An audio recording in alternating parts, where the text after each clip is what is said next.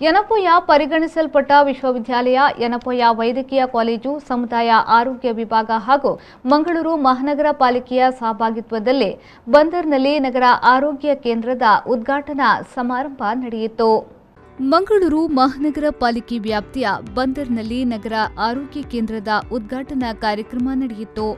ಮಂಗಳೂರು ಮಹಾನಗರ ಪಾಲಿಕೆಯ ಮೇಯರ್ ಪ್ರೇಮಾನಂದ ಶೆಟ್ಟಿಯವರು ಉದ್ಘಾಟಿಸಿದರು. ಬಳಿಕ ಮಾತನಾಡಿದ ಅವರು, ಯನಪೋಯ ಸಂಸ್ಥೆಯವರು ಈ ಭಾಗದ ನಾಗರಿಕರಿಗೆ ಆರೋಗ್ಯ ಸೇವೆಯನ್ನ ಕಲ್ಪಿಸುವ ನಿಟ್ಟಿನಲ್ಲಿ ನಗರ ಆರೋಗ್ಯ ಕೇಂದ್ರವನ್ನ ಆರಂಭಿಸಿರುವುದು ಹೆಮ್ಮೆಯ ವಿಚಾರ ಎಂದು ಹೇಳಿದರು. ನಗರ ಪಾಲಿಕೆಯ ಅಧೀನದಲ್ಲಿರುವಂತಹ ಈ ಹಿಂದೆ ನಗರ ಆರೋಗ್ಯ ಕೇಂದ್ರವಾಗಿ ಕಾರ್ಯನಿರ್ವಹಿಸುತ್ತಿರುವಂತಹ ಕಟ್ಟಡದಲ್ಲಿ ಈ ದಿವಸ ಯನಪೋಯ ಸಂಸ್ಥೆಯವರು ಈ ಭಾಗದ ನಾಗರಿಕರಿಗೆ ಆರೋಗ್ಯ ಸೇವೆಯನ್ನು ಕಲ್ಪಿಸುವ ನಿಟ್ಟಿನಲ್ಲಿ ಒಂದು ನಗರ ಆರೋಗ್ಯ ಕೇಂದ್ರವನ್ನು ಈಗಾಗಲೇ ಅವರು ಚಾಲನೆಯನ್ನು ನೀಡಿದ್ದಾರೆ.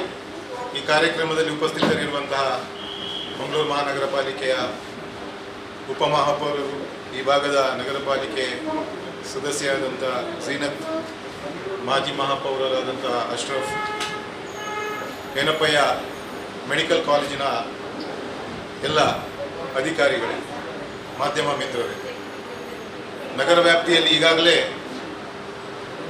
ಜಿಲ್ಲಾ ಆರೋಗ್ಯ ಕೇಂದ್ರದ ಅಡಿಯಲ್ಲಿ 10 ಪ್ರಾಥಮಿಕ ನಗರ ಆರೋಗ್ಯ ಕೇಂದ್ರಗಳು ಈಗಾಗಲೇ ಕಾರ್ಯನಿರ್ವಹಿಸ್ತಾ ಇದೆ. ಬಹಳ ಉತ್ತಮವಾಗಿ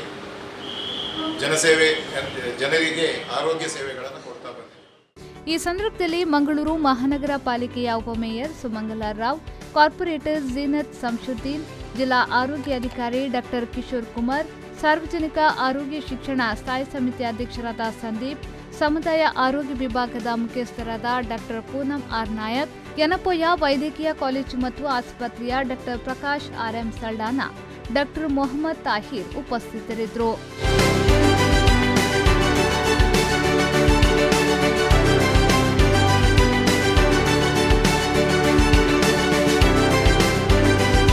ಶರಸಾದ್ಯನ್, ವಿ4 ನ್ಯೂಸ್, ಮಂಗಳೂರು.